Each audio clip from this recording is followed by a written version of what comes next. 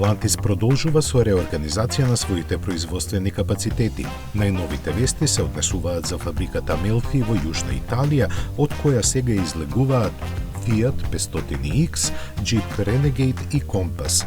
Но иако и сега и порано во својата историја таа произведуваше главно помали возила, плановите на компанијата за неа се поинакви. Според информациите од работничкиот синдикат, незината трансформација ќе ги донесе идната генерација на Opel Insignia DS9, наследникот на DS7 и неговиот еквивалент со лого на ланча, додека од сегашната гама ќе остане само Compass.